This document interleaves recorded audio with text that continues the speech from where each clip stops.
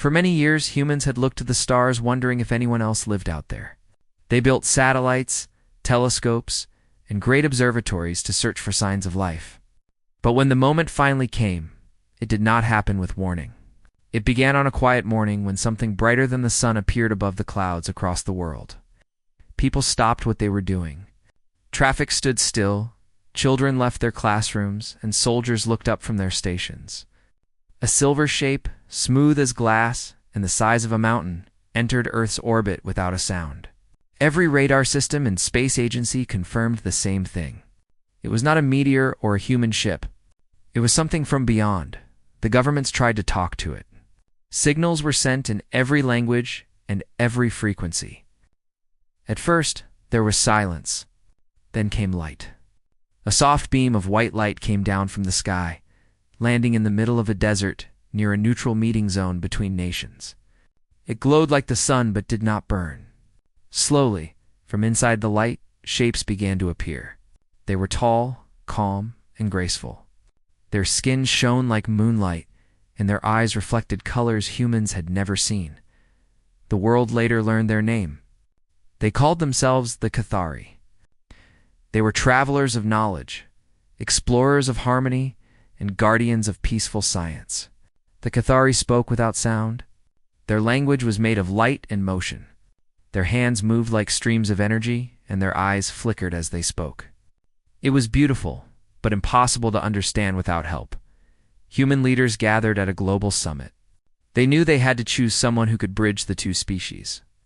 Among many experts, one young man stood out. His name was Milan. He was not a soldier or a politician. He was a linguist, a student who had spent his life studying the patterns of communication. He believed that language was not only made of words but also emotion. When the United Nations asked him to join the first contact team, he agreed without hesitation. When Milan arrived at the summit base, he was nervous but calm. The base was a large white dome built in the desert to host the first meeting with the Cathari. Inside, scientists, translators, and diplomats worked together, preparing for the moment when humans and aliens would finally talk. Screens displayed light codes from the alien ship, and computers tried to decode them. Then came the moment. The doors opened, and the Cathari delegation entered. The air shimmered slightly around them as if space itself bent in their presence. They moved with grace, every step smooth and silent. Among them was a being who stood slightly apart from the others.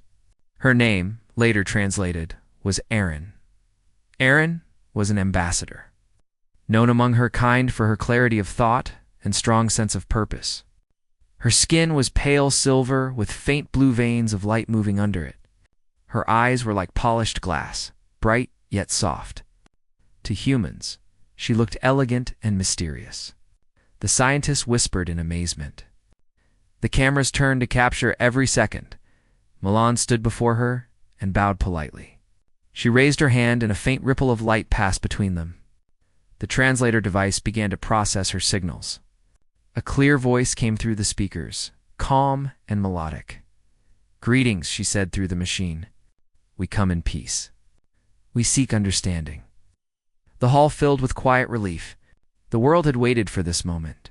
The head diplomat responded with words of welcome, and soon the two groups began their first exchange of culture. During the meeting, Milan noticed that Erin's eyes often focused on him. Perhaps it was because he was one of the few who tried to speak using gestures and tone rather than technology. When she used her light-based signs, he mirrored her patterns using small hand movements. It made her pause every time, as if surprised that a human could try to follow her form of communication. After hours of discussion, the Cathari spoke of their purpose. They had traveled across galaxies not to conquer or control, but to learn. They believed that every intelligent species added something new to the universe's harmony. When asked what they thought of humanity, Erin gave an interesting reply. She said, "You are loud and bright. You change your world fast. You break things to rebuild them. It is confusing, but beautiful in its own way." The room grew quiet again. Her use of the word beautiful drew attention. The scientists began to write notes. Milan looked at her curiously, wondering how her people understood that word. For Cathari, beauty was not about looks. It was about balance and function. But the way she said it sounded more emotional than logical. After the meeting, Human Team invited the Cathari group to walk around the base. They wanted to show Earth's achievements. There were displays of art, music, and simple inventions like the wheel and the compass. The Cathari observed everything with quiet fascination. Erin, however, spent more time studying human paintings. She was drawn to colors that expressed emotion rather than order. She asked Milan about one painting showing a sunset over the ocean. The sky was filled with shades of gold, red, and violet. "Why would you paint something that already exists?" she asked. "It is there every day," Milan smiled. "Because we see it differently each time. It reminds us that change can be beautiful." Erin tilted her head slightly, her glowing eyes reflecting the light of the painting. "Beautiful," she repeated softly, as if testing the meaning. That word stayed with her. Over the next few days, the Cathari and humans continued to meet. They exchanged knowledge about planets, energy, and medicine. But what surprised the Cathari most was human art and emotion. They learned that humans laughed, cried, and felt pain for reasons beyond logic. They created songs not for survival, to express what was inside their hearts. Milan often sat with Erin after meetings, trying to teach her words that could not be translated into her light language. Words like hope, kindness, and beauty. She listened carefully, but seemed unsure how to connect them to her own experience. Her people did not feel emotion as humans did. They valued thought, reason, and order. Yet something about Milan's calm voice and the warmth in his tone made her curious. One night, while they studied language patterns together, Erin asked a simple question. "Milan," she said through the translator, "why do humans look at me the way they do?" He looked up from his notes. "What do you mean?" "They stare," she said. "They whisper that I am beautiful. But they do not know me. Among my kind, beauty is not something we speak of. It is only balance of form. Yet when they say it, I feel something different. It feels heavier, like it means more than shape or color." Milan smiled gently. Humans see beauty with emotion, not only with eyes. It is a reflection of what they feel, not only what they see. Erin's glowing eyes blinked once, her body language showing quiet thought. "Then your word is larger than ours," she said. He nodded. "Maybe, or maybe your word has not found all its meanings yet." That conversation marked the beginning of something new between them. The other Cathari noticed that Erin started asking more questions about human art and emotions. She wanted to understand what made humans so attached to ideas that could not be measured. During one of the cultural exchanges, Erin observed a small child offering a flower to a soldier guarding the base. The child smiled, and the soldier bent down to accept the flower. Erin turned to Milan and said, "There is no gain in that act." "Why do they do it?" Milan replied, "Because kindness does not ask for gain. It gives meaning to life." Erin thought for a long moment. Then she said, "Perhaps that is why your people are bright. You create meaning where there is none." Her words touched him deeply. He realized she was beginning to understand something no machine or translation device could explain. As the days went by, the bond between Milan and Erin grew stronger. They were not just student and teacher. They were two beings from different worlds trying to understand the same truth. The other diplomats saw it too. They said the human and the Cathari ambassador were the living bridge between two civilizations. When the first joint ceremony of peace was held, it was Erin who stepped forward to speak. She said that her people had come seeking knowledge, but found something greater. She said, "You humans live with chaos, yet inside that chaos, you create harmony. You build meaning with emotion. You find beauty in imperfection. This is something we wish to learn." The crowd cheered, and news of her speech spread across the world. For the first time, humanity was not seen as weak or reckless. They were seen as creators of meaning. As night fell on the desert base, Milan stood outside looking at the stars. He thought about how far humanity had come. A few generations ago, humans could barely leave their own planet. Now they stood face to face with travelers of the stars, Erin approached quietly beside him. Her silver skin reflected the soft light of the moon. "Your world is noisy," she said, "but it sings." Milan smiled. "Maybe that is what makes it alive." She turned to him with curious eyes. "Tell me something, Milan," she said. "Why do you call me beautiful?" Her question hung in the air like a whisper carried by the wind, and though the answer would come later, that single question marked the beginning of a story that would change the way to worlds understood beauty forever.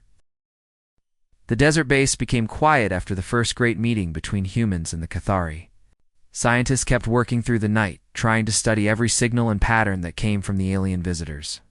Reporters filled the news with images of Erin, calling her the face of peace from the stars.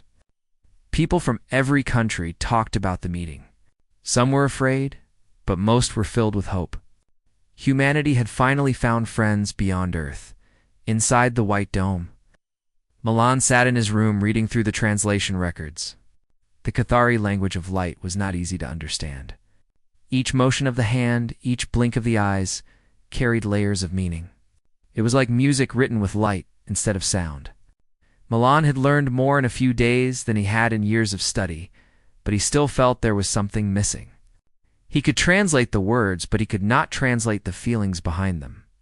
Outside, the sand glowed under the moonlight.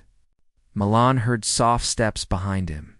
When he turned, he saw Erin standing at the doorway. Her silver skin caught the faint light of the lamp, giving her an almost gentle glow. She carried a small round device that projected images in the air. "May I enter?" she asked through the translator. Milan smiled. "Of course.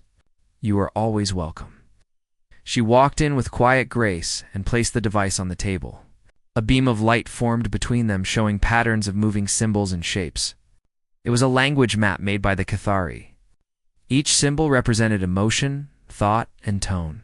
She pointed at one of them and said, "This one means awareness. We use it when we sense change in others." Milan nodded and took notes. "Humans do something similar with body language and tone," he said. "We can tell what someone feels even without words." Erin tilted her head slightly. "But your kind also lies," she said calmly. "We have no word for lying." Milan looked up and smiled. "That is true. Humans can lie, but we can also dream. Both come from imagination. Sometimes our imagination helps, sometimes it hurts." Erin thought for a moment before answering, "Your words always carry two meanings. One logical and one emotional. It is difficult to tell which one is true." "That is what makes us human," he replied. "We are always both." Erin's eyes flickered softly, showing thought. She sat down across from him. For a moment, they simply looked at the light patterns between them. It felt peaceful, like two different worlds slowly learning to breathe together. Later that night, Milan took her on a walk outside the dome. The desert wind was calm, and the sky was full of stars. Erin had never seen the night sky of Earth in person. On her planet, the sky glowed with blue mist, and stars were faint. Here, they shone like silver dust scattered over darkness. She looked up, her eyes wide. "There are so many," she said quietly. "Your world is small, but your sky is endless." Milan followed her gaze. "We have always looked up to find answers," he said. "Maybe that is why we are so curious. Search for meaning in everything," Erin said. "Even when you cannot understand it." He smiled. "Yes, we do. It is how we grow." They stood together under the stars for a while without speaking. In that silence, something unspoken passed between them. Erin did not understand it yet, but she felt a warmth that she had never known. Her people did not experience emotions in the same way. They understood logic and resonance, but not the strange pull of human connection. The next morning, scientists and diplomats gathered again for another session. This time, the Cathari offered to share their knowledge about energy systems and medical technology. Their machines could heal wounds using light and vibration instead of drugs. Humanity was amazed by the possibilities. In return, humans presented something different. They showed art, dance, and music. When a small group of musicians began to play, Erin stood still, her head slightly tilted. The sound filled the hall like a living wave. It was the first time she had ever heard music made by living breath and hands. Her people had rhythm and harmony, but they never used it for expression. To her, it was like hearing light that could move the heart instead of the mind. After the performance, she turned to Milan. "What is this feeling?" she asked softly. "It moves through me like a pulse," Milan answered. "That is emotion. It is what makes music beautiful." "Beautiful," she repeated again. "Your word returns often. It is used for sound, for sight, and for feeling. It seems to exist everywhere." He nodded. "Because beauty is part of everything we care about." That night, Erin stayed awake studying the recordings of human music. She tried to measure the vibrations, the timing, and the rhythm, but she could not explain why it affected her thoughts. Her people believed that all things in the universe could be explained through numbers and harmony, but this was different. This touched something deeper, something she did not know existed within her days, turned into weeks. The Cathari learned from humans, and humans learned from the Cathari.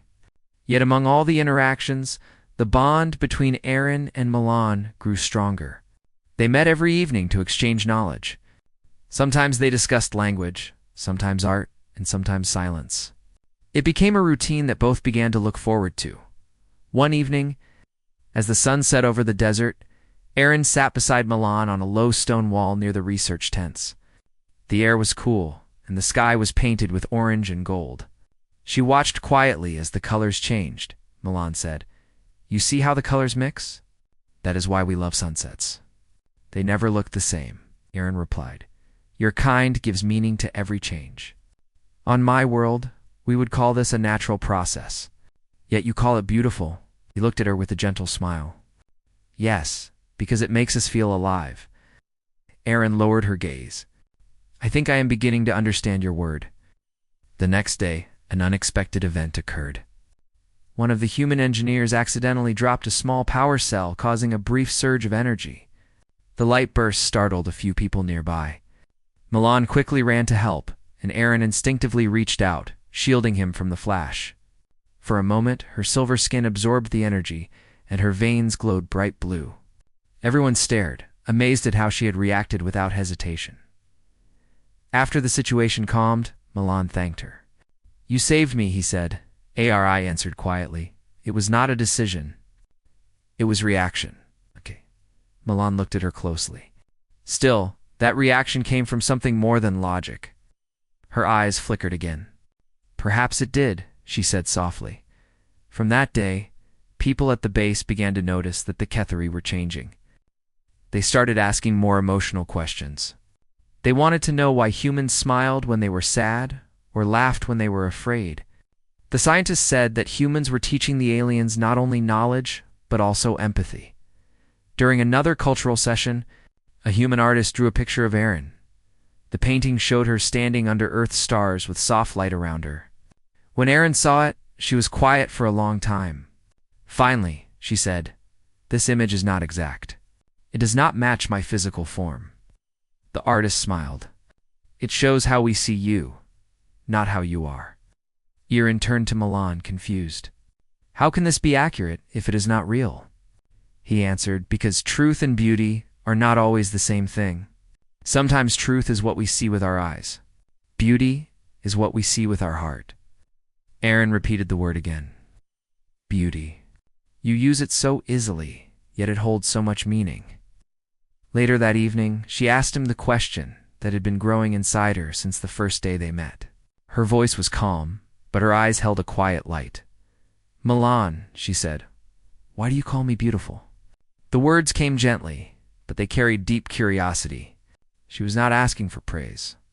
She truly wanted to understand what humans meant when they used that word toward her. Milan was silent for a moment. He could see that she was sincere. Around them, other diplomats had gathered, waiting to hear the human's answer. No one expected the question to be so direct. Even the Cathari delegation paused, watching with quiet focus, before answering. Milan asked her, "What does the word mean to you?" Erin thought carefully. "Among my kind, beauty is balance of shape, color, and light. It is perfection without flaw. But I do not feel that when you say it. It feels like something else. Milan nodded slowly. That is because humans do not see beauty only in perfection. We see it in things that move us, things that remind us of hope and kindness.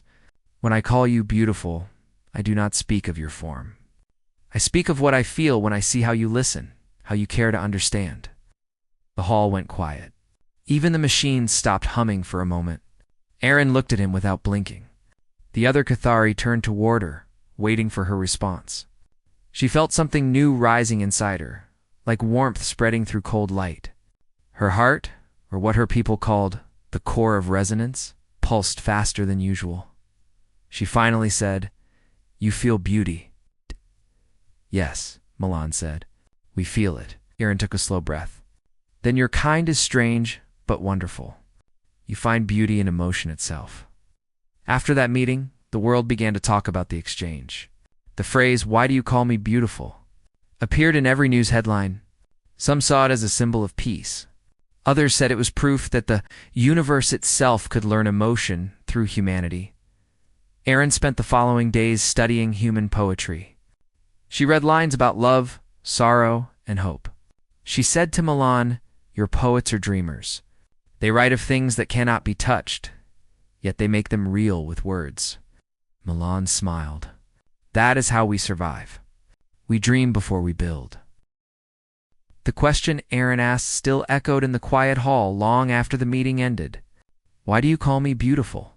For her people, beauty was a balance of form and light, but for humans it carried emotion far deeper. Milan's answer had touched something inside her that no calculation could explain. She tried to hide her confusion, but every word from him lingered in her thoughts. That night, the base lights dimmed to rest mode, and the desert wind brushed against the walls like a soft voice. Aaron stood by the large window that faced the open sands. The stars were bright and endless. She lifted her hand, and the silver veins under her skin shimmered faintly. Her heart, or the pulse of resonance, as the Kethari called it, beat faster than usual.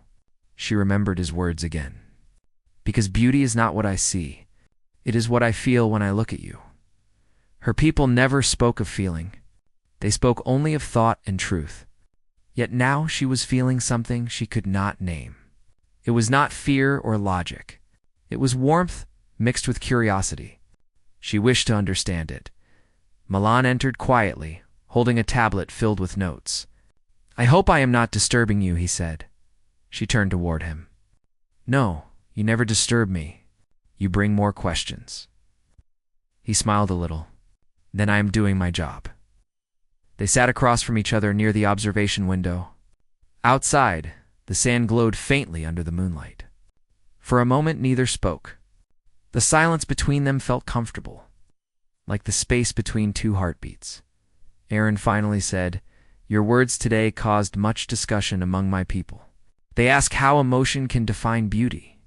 Some believe you used it as a tool to influence us." Milan shook his head. "I did not mean to influence anyone. I only spoke what I believed." "Belief," she repeated. "That is another word your people use often. What does it truly mean?" "It means to hold something true in your heart even when you cannot prove it," he said. Aaron leaned forward slightly. "That is dangerous. Without proof, how can you trust it?" He looked out at the stars. "Because sometimes the heart knows before the mind understands." Aaron thought about that for a long time. Among her kind, such a statement would be meaningless. But from him, it sounded powerful. She realized that humans lived not only by reason, but also by faith in things they could not measure. Over the next few days, the relationship between humans and the Kethari deepened. The summit turned from formality to friendship. Both sides began sharing knowledge more freely. The Kethari helped Earth develop new forms of clean energy. And in return, humans shared art, culture. In stories that spoke of courage and hope, Milan and Aaron were now seen as the voice of this growing alliance. Wherever one went, the other followed. They spent long hours discussing not only science and language, but also the hidden meanings behind emotion. The Kethari scientists sometimes teased Aaron, calling her the one who studies feelings. She never replied to the jokes. She only smiled, which for her species was rare. One morning, Aaron invited Millen to visit the Cathari ship. It was the first time any human would enter it. The vessel floated above the desert like a mountain of light. Its surface moved slowly, alive with energy. As they stepped inside, the walls changed color with each sound they made, reacting to presence and voice. "This ship is alive," Milan whispered. "It is connected to our thoughts," Aaron said. "It listens and responds. It keeps balance." The corridors were quiet and bright. They entered a large chamber filled with floating spheres of light that pulsed gently. Aaron explained that these were memory cores, storing knowledge from every world the Cathari had visited. "Each one contains thousands of years of learning," she said. Milan reached out, fascinated. "Do they also keep memories of your emotions?" Aaron looked at him, puzzled. "We record thought, not feeling." "Maybe you should start," he said softly. "Some things are worth remembering that cannot be measured." His words made her pause again. She placed her hand over one of the light spheres. For the first time, she tried to send an image not of knowledge, but of emotion. The light changed color, glowing in soft shades of red and gold. The ship reacted as if confused. She turned to Milan, surprised. "It responded differently," he smiled. "Maybe it felt what you felt." Aaron stood still, her expression unreadable. She whispered, "This is new." Later that day, back at the base, Aaron sat with her fellow Cathari scientists. They discussed Milan's statement about emotion. Some called it a flaw of human biology. Others said it might be a hidden strength. Aaron remained quiet, listening to their debate. Finally, she spoke. "If emotion is a weakness," she said, "why does it create art? Why does it inspire courage? Why does it lead to acts of kindness with no logic behind them? I think emotion is not a flaw. It is a form of truth." Her words silenced the room. Even the eldest among them, who had traveled across galaxies, could not argue against that logic. Aaron realized she was defending humanity in front of her people, and it did not feel strange anymore. It felt right. That evening, when she met Milan again, she told him what had happened. He listened carefully, then said, "You defended something we hardly understand ourselves." She looked at him with a soft expression. Perhaps that is what makes it worth defending. The following week, the summit planned a cultural exhibition. Delegates from both species would share something unique from their civilizations. Humans prepared paintings, music, and stories. The Cathari built a massive light sculpture that changed colors based on the emotional energy in the room. Aaron asked Milan to help her present it. When the day arrived, the hall was full of guests from both sides. The sculpture floated in the center, glowing white at first. Aaron stood beside it, her calm face reflecting the light. Milan joined her and placed his hand near the base where the sensors were. He whispered, "It will react to what we feel." Aaron nodded. She closed her eyes, letting her mind open. Milan did the same. Slowly the light began to shift. It turned soft gold, then pale blue, then deep red. The colors blended in patterns that no one had seen before. The crowd gasped. Some humans clapped, and even the Cathari murmured in awe. "What does it mean?" one of the scientists asked. Aaron looked at the sculpture and said, "It means two minds can share one emotion without speaking." The hall filled with applause. In that moment, something unspoken passed through everyone present. It was more than science or culture. It was understanding. Later that night, Aaron and Milan sat outside again, watching the stars. She looked at him thoughtfully. "Your people call me beautiful," she said quietly. "I think I now understand what you meant." He turned to her. "What do you think it means?" "It means connection," she said. "It means the power to move another being with something unseen. It means peace." He nodded. "That is closer than most humans ever come to explaining it." Aaron smiled faintly. "Then I am learning well." They laughed softly. But behind that laughter was a sense of quiet wonder. Two beings from different worlds had found common ground, not through power or technology, but through emotion. The next morning, Aaron received a message from her command council. The Cathari fleet was preparing to leave Earth in 1 week. Their mission was complete. They had learned much and shared much. But the message also carried a warning. The Council believed humans were unstable and unpredictable. They advised against forming long alliances. Erin felt a heaviness she had never known. She walked to Milan's quarters to tell him the news. When she arrived, he was studying a piece of paper filled with his notes. "We are leaving soon," she said quietly. He looked up, surprised. "So soon?" She nodded. "My council believes our work here is done. They fear what they do not understand." Milan's face softened. "Then I hope you understand enough not to fear us." She hesitated, then said, "I do not fear you, but I do not wish to leave either." They stood facing each other, both silent. The space between them felt full of words unspoken. Finally, Milan said, "You once asked me why I called you beautiful. The answer I gave was true, but there is more. Beauty to me is when something changes the way I see the world. You have done that." Erin felt that strange warmth again. Her voice was almost a whisper. "You have changed the way I see it too." When she left his room that night, she walked slowly through the silent corridor. For the first time in her life, she felt torn between duty and feeling.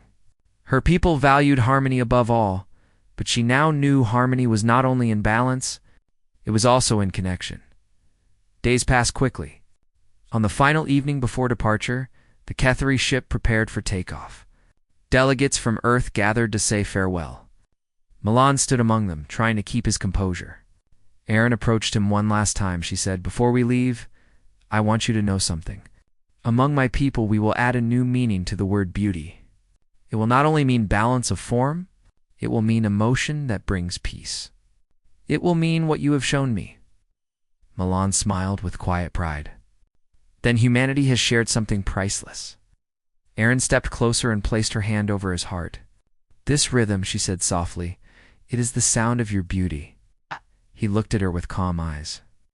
"And your light is the sight of yours." The ship's lights began to rise, signaling departure. Erin gave one last glance at the desert sky and then walked toward the beam of light. The air shimmered, and she disappeared inside the ship. As it lifted into the stars, Milan watched until it became only a silver spark among thousands of others. The days after Milan's words became a quiet storm of curiosity across both human and Cathari camps. The entire communication center buzzed with new energy. The Cathari were not used to emotional responses. Their minds worked through light codes and structured meaning. But now, something new had entered their understanding. Emotion. They did not know how to measure it, yet they felt it existed. Erin found herself thinking about the human's answer again and again. His voice had been calm, steady, and warm. She had been trained to study logic, not feeling, but something inside her shifted. When she replayed the sound recording, her chest tightened in a way she could not define. She felt heat in her hands when she remembered his eyes. It was confusing, but not unpleasant. Milan continued his usual work, unaware that his words were now being studied by dozens of Cathari analysts. They tried to understand how meaning could carry emotional tone. Some tried to imitate his voice pattern, others compared it to human music. The scientists even began to question whether beauty could be translated into numbers. But no calculation satisfied them. Erin decided to meet Milan again in private. She wanted to understand this strange feeling herself. She sent a formal message through the diplomatic channel asking for a personal study session. Milan accepted immediately. He had noticed Erin acting quieter since that night. He wanted to know if she was all right. When Erin entered the small meeting room, she looked different. Her light patterns were dimmer, more stable than usual. Milan smiled politely and offered her a seat. He poured a glass of water for himself and asked softly, "You wanted to talk?" Erin nodded. "Yes, I want to ask about your words," she said. "You said beauty is what you feel. How can feeling create beauty?" Milan thought for a moment before answering. "Maybe because beauty is not in things, but in how we see them," he said. "When we look at something with care or kindness, it becomes beautiful to us. It is not the thing that changes, it is us." Erin's silver eyes flickered gently. "So you create beauty inside yourself," she said. He smiled. Yes, that's one way to say it. She paused, trying to process his words. Her people believed knowledge came from observation, not emotion. But humans used both. Erin realized this might be what made them special. She looked at Milan and said, Then when you called me beautiful, it was not about my appearance. Milan nodded. It was about what I saw in your actions, he said. You came to our world without fear. You listened to our music, learned our speech, and respected our ways. That is what made you beautiful to me. Erin sat quietly, unsure how to respond. The idea that beauty could come from choices and not structure was completely new to her. Her light patterns changed to a soft blue, the color of curiosity among her kind. Outside the window, night began to fall. The stars shimmered against the black sky. Erin turned to look at them. Your world is full of colors, she said. Every place I go, I see something different. Mountains, oceans, cities full of light. But I think what makes this planet special is your people. You live with emotion. It is something my kind has forgotten. Milan looked out too. Maybe both our worlds can learn from each other, he said. We can teach you emotion, and you can teach us understanding. She turned to him and said softly, I would like that. The next day, Erin asked permission from her leaders to start a cultural exchange. The Cathari Council approved it, curious about what she wanted to study. Her first subject was emotion in human art. She asked to visit museums, theaters, and music halls. Milan was chosen as her guide again. Their visits drew attention everywhere they went. People whispered as the tall silver alien walked beside a human man, both deep and quiet conversation. Erin would stop to observe paintings and ask strange questions like, why does this color make humans sad? Or how can sound bring tears? Milan answered patiently each time, sometimes smiling at her innocent curiosity. One evening they attended a concert where a human orchestra played a soft, emotional melody. As the music filled the hall, Erin felt something rise inside her. Her body reacted with light patterns that danced across her skin, changing with every note. The audience gasped in awe. They had never seen an alien express emotion through light before. When the music ended, people stood and clapped. Erin stood too, her hands glowing faintly. She turned to Milan and said, I think I understand now. Beauty is something that connects hearts. Our words were recorded by many cameras, and by morning they were shared across the world. The phrase beauty connects hearts became a symbol of peace between the two species. Humans in Cathari began new programs of learning together, not just science, but art, music, and philosophy. Arin became a bridge between the two worlds. She spent her days studying human behavior and her nights writing reports for her people. But she often found herself thinking of Milan's calm voice.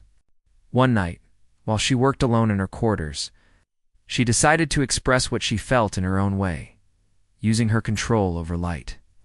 She created a glowing pattern in the air. It pulsed slowly, like a rhythm she had once felt when she placed her hand on Milan's chest during a medical examination. She remembered the steady beat and how it had made her curious about the human heart. Now she used that rhythm as the base of her art. The pattern expanded and shifted, forming waves of soft color that moved like breath. When she finished, she sent a message to Milan, asking him to come see it. When Milan entered the room, the air shimmered with moving light. He looked around in awe. This is beautiful, he said softly. Erin stood beside him. It is my first creation, she said. I made it from what I learned from your music and your words. He asked what it meant. She replied, It is called the Heartlight. It shows how your heartbeat changed me. It reminds me that even an alien can feel something new. Milan was quiet for a moment, moved by her honesty. You learn something even we forget sometimes, he said. That feelings are not weakness. They are strength. The next day, Erin presented her Heartlight at a joint conference between humans and Cathari. Scientists, diplomats, and students gathered to see her work. She explained that the pattern represented the link between emotion and reason, between two species learning from each other. As the lights moved across the stage, people from both worlds stood and watched silently. Many felt tears rise in their eyes, though they did not fully understand why. The Cathari Council, watching remotely, recorded strong emotional readings in their people. It was the first time they had collectively felt something beyond logic. They later called it the awakening moment. After the presentation, Milan and Aaron stood side by side on the stage. Reporters asked her what inspired her to create it. She smiled and said, "A human once told me that beauty is what we feel when we see kindness in others. I wanted to show that feeling through light." Her statement spread across both civilizations like fire. People began creating new forms of shared art. Humans painted using Cathari symbols, and Cathari made glowing patterns shaped by human songs. The idea of beauty evolved beyond appearance. It became a word that united emotion and understanding. As days passed, Erin noticed she no longer felt like a visitor. She felt connected to this world and its people.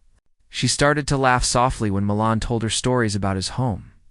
She began to appreciate the warmth of sunlight, the scent of flowers, and even the sound of rain against the glass. Her people did not experience weather like this, and she often stood outside just to feel it. Milan noticed these changes and felt proud. He realized that humans had given something valuable to another species, not weapons. It's not power, but feeling. One evening, as they walked through a park filled with lanterns, Erin said, "When I return home, I want to teach my people that beauty is not only symmetry or color, it is the connection between hearts." Milan looked at her and said gently, "Then your world will change forever." She nodded. "And I will tell them that it was a human who showed me the light inside emotion." The wind moved through the trees and the lanterns swayed softly. The moment felt peaceful, timeless. Erin turned her gaze to the stars. For the first time, they did not seem cold. They seemed alive in that quiet park. Two beings from different worlds stood together under the same sky, and the meaning of beauty changed across galaxies. The sun rose over the shining towers of the Human Cathori Research Center, painting the sky in soft gold and pale blue. The air was calm, yet there was a quiet sense of change moving through every corridor. After months of cooperation, the Cathari were preparing to return home. Their mission on Earth was complete, but their understanding of humanity had grown far beyond science. Erin walked slowly through the garden that bordered the research compound. Flowers swayed in the morning wind, and tiny insects buzzed around them. She paused to study a bright red flower and reached out to touch its soft petals. Her silver eyes reflected the color like liquid fire. She whispered to herself, so fragile, yet so strong. Behind her, footsteps echoed softly on the stone path. Milan walked up beside her, holding a small box in his hand. He looked calm, but there was a quiet sadness in his eyes. "You are leaving tomorrow," he said gently. Erin nodded. "Yes, the council wants us to return and share what we have learned. Our world waits for answers." He gave a faint smile. "You'll have much to teach them." She looked at him for a long moment. "And what about you, Milan? What will you do after we go?" He thought for a moment before answering. "I will keep working with your recordings and notes. Maybe I will help others understand what emotion can mean to both our kinds." Erin tilted her head slightly. "Then our connection continues," she said softly. He opened the box in his hands and revealed a small object inside.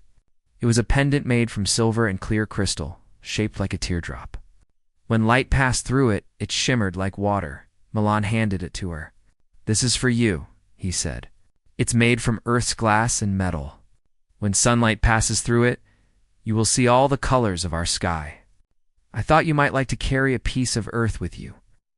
Erin looked down at it, her expression softening. "It is beautiful," she said. He smiled. "Then it suits you." For a brief moment, they stood in silence.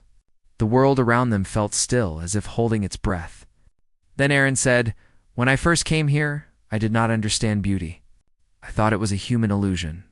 But now, when I look at this gift, I feel something I cannot describe." Milan nodded. "That feeling is enough," he said. "You don't need to describe it. It's real because you feel it." That evening, a farewell ceremony was held in the main hall. Representatives from many countries attended, along with Cathari scientists and students. The hall was decorated with both human art and Cathari light patterns. Blending two cultures into one image of peace, Erin stood on the stage as the main speaker. She wore a simple silver garment that reflected the soft lights around her. Behind her, the heartlight pattern she had created earlier glowed faintly. Pulsing like a calm heartbeat, she began her speech with clear, steady words. When I first arrived on this world, I believed humans were fragile and chaotic. I thought emotions made them weak. But I learned that emotion is not weakness. It is the source of creation and courage. It is what allows you to see beauty even in the unknown. The audience listened quietly. The Cathari delegates stood near the front, recording her every word. Aaron continued. Among my people, the word beauty had one meaning, perfect symmetry and form. But now I know it means more. Beauty is the connection between hearts. It is what happens when we choose to understand instead of fear. She turned her gaze toward Milan in the front row. A human once told me that beauty is not in what we see, but in what we feel when we see kindness. His words changed my life, and I will carry them back to my world. The room was filled with silence, but not the kind of silence that felt empty. It was full, like the space after music ends. The crowd began to clap, softly at first, then louder until the hall was filled with sound. Aaron looked at Milan again, and he nodded, proud and moved. After the ceremony, people gathered in groups to talk and share stories. Aaron walked quietly to the observation deck that overlooked the night sky. Stars stretched endlessly beyond the glass.